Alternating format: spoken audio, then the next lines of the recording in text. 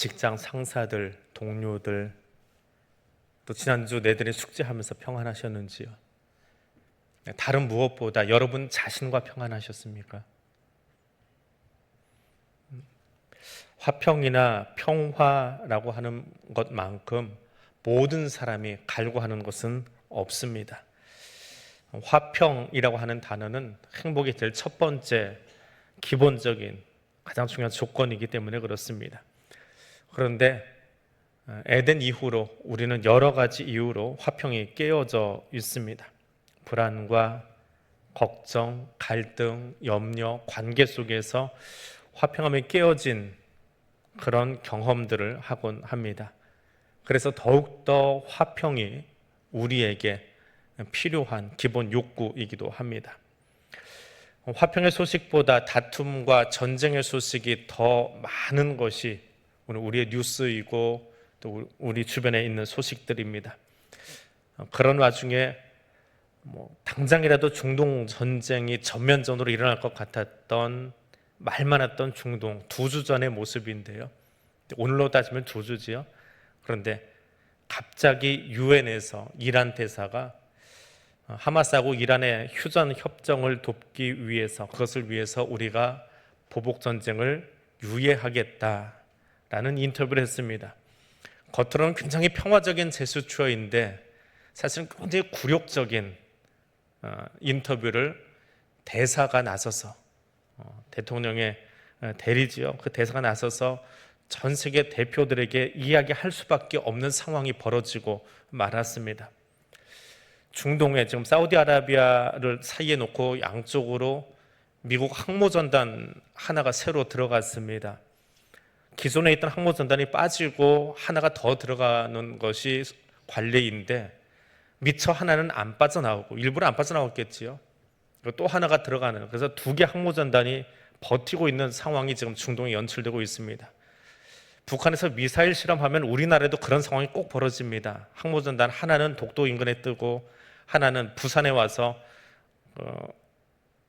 약간은 쇼를 하지요. 민간인들 불러서 항모 구경하세요 그러면서 항모 전단 갖다 띄워놓습니다.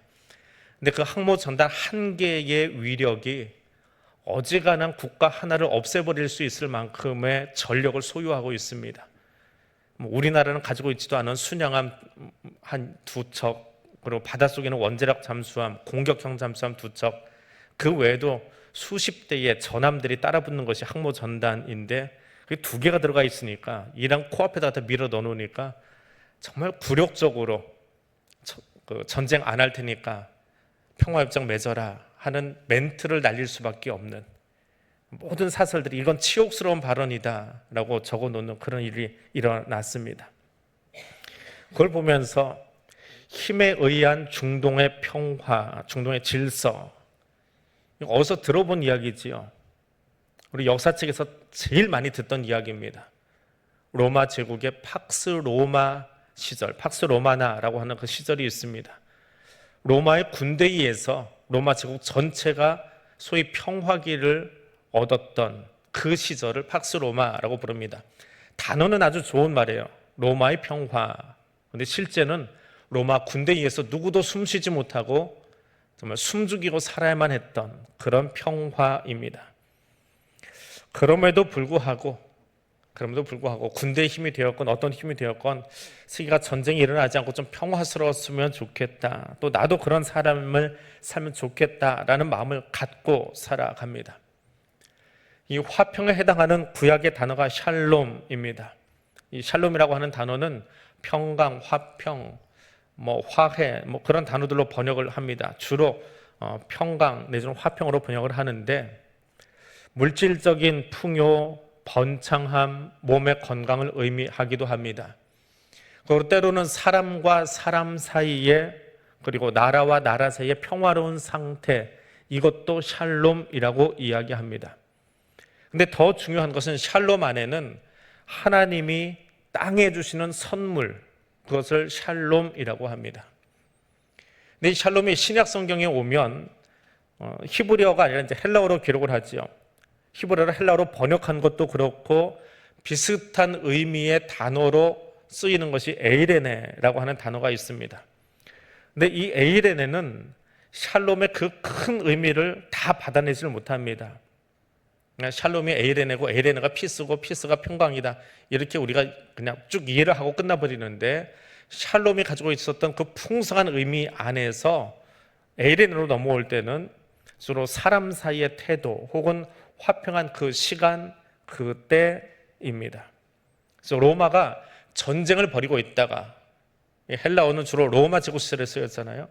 로마 전쟁을 벌이고 있다가 휴전이 되었거나 혹은 전쟁이 끝난 상태, 이것이 에이레네입니다.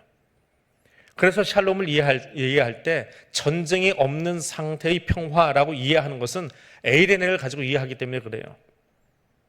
실제로 샬롬 안에 있었던 그 풍성한 의미들, 사람의 관계, 하나님과의 관계, 이런 것들은 싹 빠져버리고 주로 로마 안에서 쓰였던 전쟁이 없는 휴전 상태, 정전 상태, 이것이 에이레네입니다. 물론 샬롬의 한 부분이긴 하지만 에이레네는 조금 작은 의미의, 전쟁이라는 의미 안에서의 평화를 가지고 있었다, 그렇게 이해하면 좋을 것 같습니다. 근데 이 에이레네가 영어로 번역이 되면서 피스라는 단어로 번역을 합니다. 에이레네가 가지고 있었던 또 다른 여러 의미들이 있는데 그 중에 피스라고 하는 한 단어가 가지고 있는 그 의미로 더 축소되었습니다. 그래서 샬롬하고는 거리가 멀어져 버렸습니다. 물론 샬롬의 뜻을 안 가진 것은 아니지만 조금 더 축소된 것이 번역을 하다 보면 원래 그 언어가 가지고 있었던 그 고유의 맛이 어쩔 수 없이 줄어들 수밖에 없는 것이 있습니다.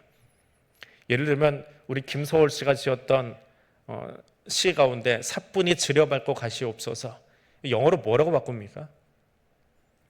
번역이 안 돼가지고 노벨상을 못 탔다라고 하는 엑스파일 같은 이야기가 있긴 합니다. 그게 번역의 한계입니다.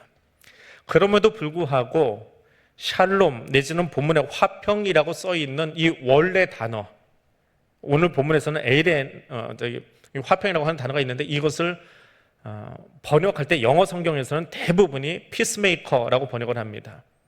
화평을 만드는 자라는 뜻입니다. 우리말로는 화평하게 하는 자라고 되어 있는데 이게 한 단어예요. 이게 우리말은 풀어놓은 말입니다.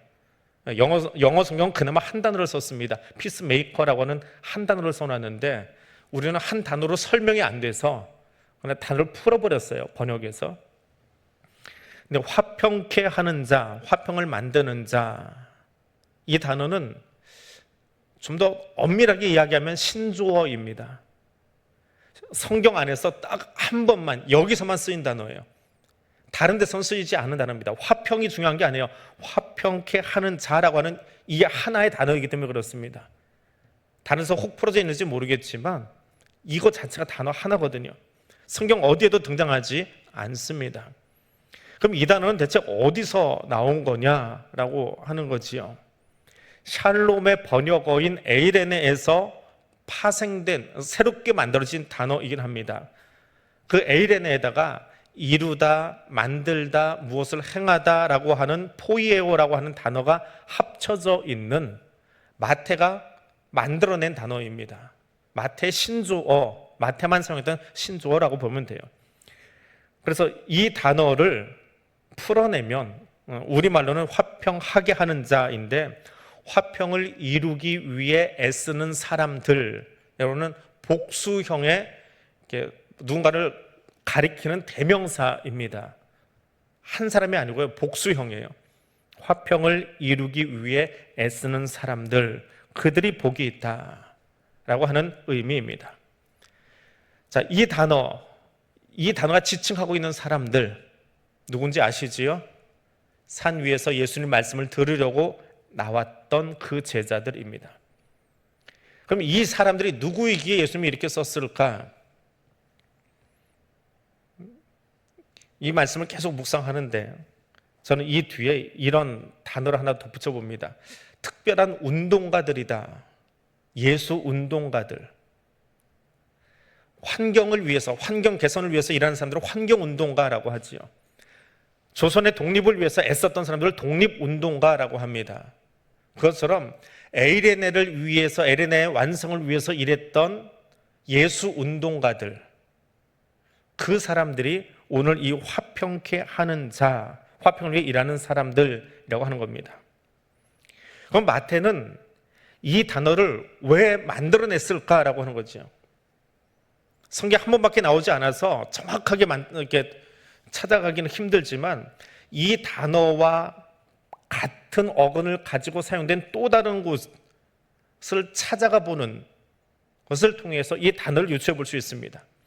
이 단어, 화평케 하는 자라고 하는 단어에서 약간 변형된 모습이 바울에 의해서 한 번 더 쓰입니다. 똑같은 단어는 아니에요. 그런데 이 단어와 어근을 같이 하고 있으면서 쓰인 단어가 골로새서 1장 20절에 나옵니다. 본문이 이렇게 되어 있습니다. 그의 십자가의 피로 화평을 이루사 만물 곧 땅에 있는 것들이나 하늘에 있는 것들이 그로 말미암아 자기와 화목하게 되기를 기뻐하심이라. 바울이 골로새에 보낸 그 편지에 화평이라고 하는 단어가 등장을 하는데 화평에 주목하는 게 아니에요. 화평을 만든다, 화평을 이룬다라고 하는 저 말에 주목을 하는 거예요. 그것이 이것과 어근이 같기 때문에 그렇습니다. 화평을 이루는데 무엇으로 이루냐라고 하는 거지요. 무엇을 이루냐? 바울은 부가 설명을 하나 붙여놨죠. 예수께서 십자가의 피로 화평을 이루셨다. 이것이 마태복음에서 마태가 사용했던 화평케 하는 자, 화평을 이루는 자라고 하는 말의 본래 의미더라라고 하는 겁니다. 그래서 이 단서를 가지고 성서학자들은 이 본문의 배경이 이제 5장 1절에 나오잖아요. 산 위에서 예수 앞에 나왔던 사람들, 제자들이라고 하는데 그 제자들이 대체 누구냐? 제자들이 어떤 마음으로 화평을 이루어가냐? 라고 하는 것을 바울이 풀어줬다는 거예요.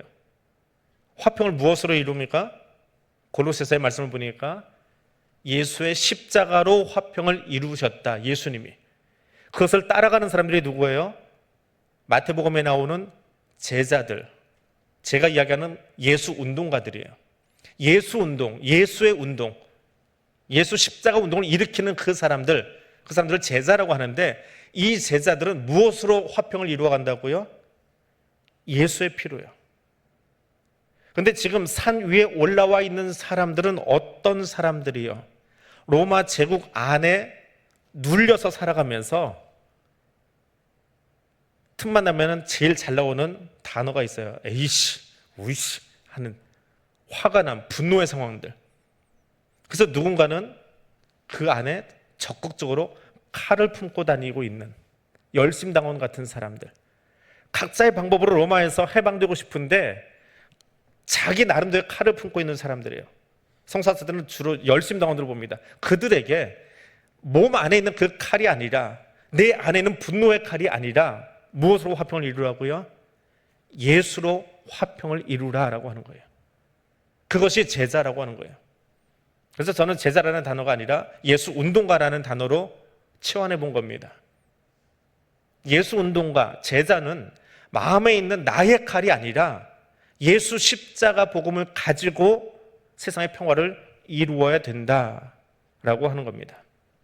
그래서 화평케 하는 사람이라고 하는 말은 그 자신이 화평한 사람을 말하는 것이 아니라 화평케 하는 사람은 자신의 힘으로 화평을 도모하는 사람이 아니라 화평케 하는 사람은 칼을 가슴에 품거나 무력과 힘으로 세계 질서를 유지하는 강대국이나 군대를 말하는 것이 아니라 화평케 하는 사람은 어떤 사람이요?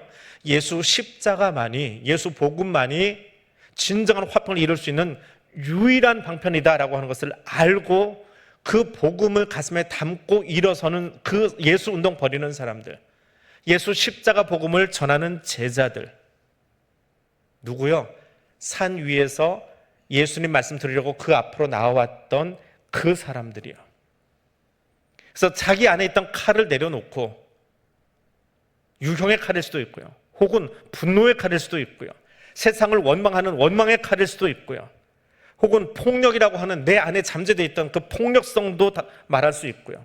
혹은 폭력으로 이 상황을, 힘으로 이 상황을 타개해야 된다고 하는 그 유혹조차도 아니야, 예수 복음으로만 가능해라고 말할 수 있는 그 예수 이름으로 마음 안에 있던 그 모든 칼들을 폭력성들을 다 떨쳐내버린 예수 운동가들, 그들이 화평케 하는 사람, 화평을 이루며 살아가는 사람들이더라라고 하는 겁니다. 그래서 화평케 하는 사람은, 예수 운동은 인간의 노력과는 무관하고요, 평화롭게 살고자 노력할 뿐만 아니라 예수님 십자가 위에서 보여주셨던 화목케 하는 그 복음으로 자기 가슴을, 자기 가치를, 자기 사고방식을 새롭게 하고 예수 운동을 벌여가는 사람들이더라라고 하는 겁니다. 그게 누구라고요? 성경의 단어로 다시 돌아가면 그것이 제자이고, 그게 누구예요? 저와 여러분이 되어야 된다는 거예요. 그렇지, 저와 여러분이 되어야 되는 거예요. 그러려고 이 말씀을 읽는 거예요. 산에 올랐던 제자들이 그렇게 했어라고 읽으면 안 되고요. 지금 내가 내 안에 있는 그 어떤 칼, 유행의 칼이 되었건, 분노의 칼이 되었건, 원망의 칼이 되었건, 시기의 칼이 되었건, 그 칼을, 복음을 듣는 순간에 산 위에 올라와서, 혹은 지금 예배 자리에 나와서 내 안에 있던 그 칼들을 내려놓는 거예요. 예수께서 산 위에서 말씀하십니다.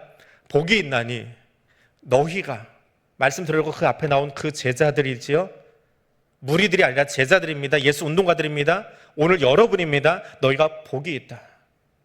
가난하고 애통하고 온유하고 의에 주려 목말라서. 근데 이것만 가지고는 복이 있는 게 안 보이잖아요. 가난한 게 뭐가 복이에요? 눈물 흘리는 게 뭐가 복이에요? 근데 그들이 지금 예수 앞에 앉아 있기 때문에, 예수만이 내 인생의 답입니다, 예수 외에는 지금 이 세상에 답이 없습니다라고 눈물 흘릴 줄 아는 사람, 예수가 없어서 곤고하기 때문에 애통해하고 가슴 치는 사람, 예수 없는 것 때문에 갈증난 그 사람, 세상에는 답이 없고 세상은 답답하고 세상은 절망적이지만, 그래서 절망적이기 때문에 몸에 칼을 품었어요. 누군가는 진짜 칼을 품고 끝까지 예수님 십자가 못 박기 직전까지 칼을 품고 따라다녔어요. 세상을 새롭게 하고 싶은 칼이지요. 강도의 칼은 아니에요. 분명 세상을 새롭게 하고 싶었던 칼이에요. 그래서 불의한 사람들을 향해서, 밤중에 허가서도 없이 예수 잡으러 왔던 그 불의한 자들을 향해서 칼을 뽑아 들었던, 어찌 보면 정의로운 사람들일 수 있어요. 그런데 메시아가 와서, 메시아가 오시면 그 메시아 때문에 세상이 새로워질 줄 알고 그 마음 가지고 산 위에 올라와 예수를 만나고 있지만, 예수가 앞에 있지만 아직 예수가 누군지 정확히 모르기 때문에 나의 칼을 품고 있는 그 사람. 근데 이 칼이 잘못된 것을 언제 알았어요? 예수님이 십자가에 죽으시고 부활하신 뒤에, 이 칼이 아니구나, 내가 품어야 될, 지금 가슴에 품어야 될 것은 나의 칼이 아니라 십자가에서 우리를 위해서 주어진 저 십자가 복음을 내 가슴에 품어야 되는구나, 그것을 들고 나가야 세상에 진짜 평화를 줄 수 있구나라고 하는 것을 알게 된 그 사람, 예수 십자가 복음으로 화평을 이루는 예수 운동가들, 그래서 너희가 복이 있다는 거예요. 그들이 하나님의 아들이다. 그 예수 부활 이후에 이 복음서가 십자가의 조명 아래서 쓰여졌음을 우리가 기억해야 합니다. 화평케 하는 자, 화평을 이루기 위해 애쓰는 사람들, 그 사람들은 예수 십자가 복음으로 가슴이 가득한 사람들입니다.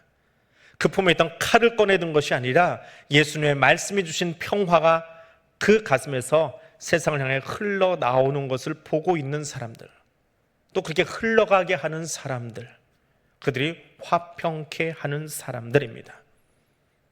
그래서 사람들이 보기에, 세상이 보기에 그 제자들이요, 예수 부활을 경험한 뒤에 나가서 어디선가는 순교하고 어디선가는 억울한 일을 당하고 어디선가는 채찍을 맞으면서도 그곳에 세상은 감당할 수 없는 웃음과 평화를 전하고 있는 사람들, 그러니까 영어 성경은 뭐라고 번역해요? 피스메이커다. 틀린 말은 아니에요. 근데 그것만 가지고는 부족하다는 거예요. 번역이기 때문에 어쩔 수 없긴 하지만 그 단어로는 부족한 것이 마태가 사용했던 원래의 단어, 그것입니다. 평화를 만드는 것이 아니라 평화를 계속해서 이루어가고 있는 사람들, 제자들이 있는 곳은 평화가 흘러나오고 있는 거예요. 흘러나오고 있는 거예요. 거꾸로 이야기하면 마귀의 제자들 옆에 가면 뭐가 흘러나와요? 갈등이 흘러나오고 시기심이 흘러나오고 나누어 버리는 것이 흘러나오고 싸움을 일으키는 것들이 흘러나오고 반목하게 하는 것이 흘러나오고 비판거리가 흘러나오고, 그래서 트러블 메이커들이 되어버리고 마는 것이지요. 그렇게 말씀을 보고 나니까 좀 더 명확해집니다. 화평케 하는 자, 화평을 이루기 위해 애쓰는 사람은 중심에 예수 십자가의 평화가 있는 사람입니다. 십자가의 평화가 여기만 있는 것이 아니라 그 제자가 머무는 곳마다 그 평화가 그의 삶을 통해서 흘러나가는 거예요. 흘러나가서 그 주변을 화평케 함으로 만들어가는 거예요. 이루어가는 거예요. 완성해가는 거예요. 빼앗겼던 화평을 다시 세워가는 거예요. 자, 그러면 이제 한 가지 질문만 남습니다. 대체 십자가의 평화가 뭐냐라고 하는 거지요. 그 사람이 복되다라고 했는데 십자가의 평화가 무엇이냐? 정답부터 이야기해드리면 용서를 통한 회복, 복원입니다. 평화는 원래 하나님이 저와 여러분에게 주셨던 거예요. 에덴 동산을 만드시고 보시기에 좋았더라라고 하셨던 그 하나님, 너무 보기에 좋았던 그곳에 아담과 하와를 만드셔서 그 보기 좋은 에덴을 경작하고 다스리고 관리하고 사랑하며 살도록 거기에 넣어 놓으셨어요. 근데 죄로 말미암아서 그 평화가 깨어졌지요. 무너진 현장에 가장 먼저 나타난 것이 무엇입니까? 갈등입니다. 부부 갈등. 하나님에게서 숨고자 하는 부끄러움, 수치심, 하나님께서 멀어지는 것. 평화가 아니라 아픔이고 전쟁이지요. 부부가 핑계하며 전쟁하고 하나님과 등 돌려야 되고 원수되는, 그것이 죄가 우리 안에 들어온 거예요. 그래서 칼을 품었습니다. 도끼를 품었습니다. 앙심을 품습니다. 원한을 품습니다. 그 사람들이 누구를 만났어요? 예수 십자가를 만난 거예요. 하나님과 원수된 우리를 용서하시려고 세우신 십자가 사랑을 경험한 거예요. 경험하고 나서 다시 그때의 이야기를, 그때의 예수님의 말씀을 복귀해 보니까 이 말씀이 무엇인지 알겠는 거예요. 그래서 마태가 그때의 말씀을 신조어처럼 하나를 사용합니다. 우리는 누구라고요? 평화를 이루어가는 사람, 평화를 복원해가는 사람들이다. 무엇으로? 품에 있던 칼이 아니라 예수 십자가 복음으로 하나님이 처음 만드시던 그 평화의 상태로, 하나님이 통치하시던 그 평화의 나라, 하나님의 나라로 이것을 다시 복원시켜가는 사람들이 누구라고요? 제자예요. 그것이 교회예요. 그것이 저와 여러분이에요. 그 평화는 어떻게 만든다고요? 용서를 통해서요. 십자가의 용서를 통해서. 그 용서를 경험한 내가 타인과의 삶 속에서 용서함으로. 국민일보에 실렸던 본회포 목사님의 글입니다. 용서는 모든 평화의 유일한 기반입니다. 나에게 상처 입힌 사람의 무도한 행위를 참고 견디는 것이 아니라 과거를 자유롭게 흘러가도록 놓아주고, 그와 싸웠던, 그와 다투었던, 갈등이 있었던 그것은 놓아주고, 현재를 치유하기 위해 내가 선택한 것이 용서입니다. 용서하기로 선택하면 나머지는, 과거는, 앞으로 어떤 일이 일어날지는 그건 하나님께 맡기고, 전쟁과 다툼, 갈등, 그것이 그치는 것, 그것만이 평화가 아닙니다. 평화는 그것을 뛰어넘어서 사랑하는 것입니다. 악이 더 이상 활개치지 않도록 하는 것, 이것이 용서입니다. 총리 요셉에게서 우리는 그 모습을 명확하게 봅니다. 요셉은 자기 눈앞에서 두려워 절하고 있는 형들을 용서합니다. 과거를 캐묻거나 따지지 않습니다. 용서했습니다. 앞으로는 어떨까요? 자기를 그렇게 힘들게 했던, 동생임에도 불구하고 혈육임에도 불구하고 팔아버렸던 형들이 앞으로는 어떻게 할까요? 그것은 하나님의 인도하심에 철저하게 맡깁니다. 악을 선으로 바꾸셔서 나를 먼저 여기 보내시고 이 가족을 살리신 것이 하나님이셨다면 앞으로의 삶도 하나님의 가장 멋진 계획이 기다리고 있을 것을 알고 과거는 용서하고 더 이상 내가 기억하지 않고 흘려보내는 거예요. 그리고 미래는 하나님께 맡기면서 그대로 멈추었습니까? 형들을 축복합니다. 형 더 이상 그거 얘기 안 할게. 입 다물자 생각하지 말자. 입 다물어 버리는 것이 아니라 자기를 가장 힘들게 했던, 어쩌면 자기로 하여금 칼을 갈게 만드는 그 형들을 축복하는 거예요. 그것이 용서입니다. 그 축복은 누가 하는 거예요? 요셉이 하는 게 아니지요. 요셉을 그 자리에 세우신 하나님의 이름으로. 요셉은 단지 축복의 통로가 되어서 내게 그 축복에, 내게 그 복의 능력이 있는 것이 아니라 하나님이 주신 축복할 수 있는 그 권위를 가지고 그 사람을, 형들을 축복하는 겁니다. 복의 근원이신 하나님이 나를 통해서 형들에게, 하나님이 저와 여러분을 통해서 세상에 그 복이 흘러가게 하는 것. 그래서 결국 야곱의 가문이 복원될 뿐만 아니라 이스라엘을 완성하게 되는 거지요. 그래서 화평하게 하는 자는 뭐라고요? 복원 전문가들입니다. 그래서 설교 제목을 그렇게 적었습니다. 복원 전문가인 그대들은 행복합니다. 세상을 힘겨름과 갈등의 경기장이 아니라 화평하게 할, 하나님이 본래 만드셨던 그 화평함의 상태로 되돌려 놓기 위해서 그 복원 사업을 하는데 누가 가장 전문가라고요? 그리스도인이요. 바로 여러분들이요. 저와 여러분이 이 일의 전문가입니다. 그 삶을 사는 여러분들은 행복한 사람들입니다. 그래서 하나님의 자녀다, 하나님의 아들이다. 세상은 우리를, 하나님은 저와 여러분을 그렇게 부르시는 겁니다. 그 복된 삶을 살아가는 저와 여러분 되시기를 주님의 이름으로 부탁드립니다. 우리 함께 기도하겠습니다. 화평을 이루어가는 예수의 제자 되기를 원합니다. 용서와 화해의 사랑을 흘려보내는 축복의 통로가 되기 원합니다. 이 기도 제목으로 우리 자신의 결단을 이 시간 하나님께 올려드리길 원합니다. 이 시간 소리내서 함께 기도하겠습니다. 사랑하는 하나님 감사합니다. 화평하게 하는 자는 복이 있나니 그들이 하나님의 아들이라 일컬음 받을 것이라 말씀하신 예수 그리스도의 음성이 이 시간 나의 가슴에 울리기를 원합니다. 복원 전문가로 서겠습니다.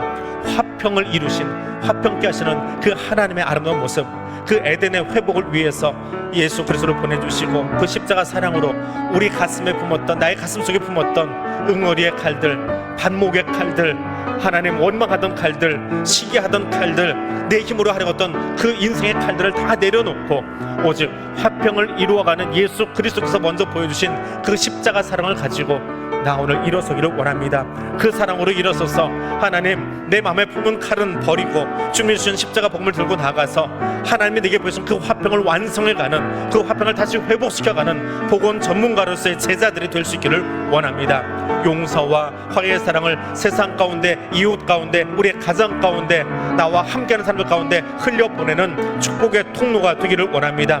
예수님이 내게 보여주셨던 것처럼, 하나님 내게 보여주셨던 것처럼 하나님, 나도 그 삶을 살기 원하여 이 시간 다시 한번 엎드립니다. 주의 말씀 앞에 엎드립니다. 화평을 이루기 원하여 엎드립니다. 주님, 이 삶을 살아낼 수 있도록 성령께서 우리와 함께해 주심을 믿고 감사드립니다. 그 하나님께 나를 온전히 맡겨드립니다. 하나님과 동행하는 이 아침 될 수 있기를 원합니다. 주여, 여기 오셔서 우리의 가슴을 새롭게 해주시고 아직도 우리 안에 남아있는 칼들이 있다면 이 시간 예수 십자가 앞에서 그 칼을 다 내려놓게 해주시고 그 원망과 분노와 시기와 아픔을 내려놓게 도와주시고 오직 주님 내게 보여주신 그 사랑으로 우리의 가슴을 채워가는 이 복된 아침 되게 하여 주시옵소서. 하늘에 계신 하나님 아버지, 죄인된 우리를 용서하시려고 독생자 예수를 보내주시며 성자 예수의 십자가 죽으심과 부활을 통해 우리 죄를 용서하시고 하나님 자녀 삼으심을 감사합니다. 이제 나의 가슴에 하나님의 용서와 사랑을 심기 원합니다.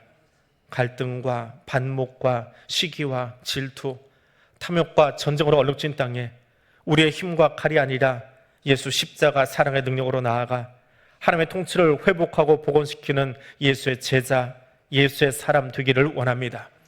내 안에 예수 사랑의 심장을 심어주시고 그 사랑으로 일어서서 삶의 자리로 나아가게 하옵소서. 평화를 이루어가는 복원 전문가들이 되기 원합니다. 이 소명 감당하도록 성령님 우리와 함께하여 주시기를 원하오며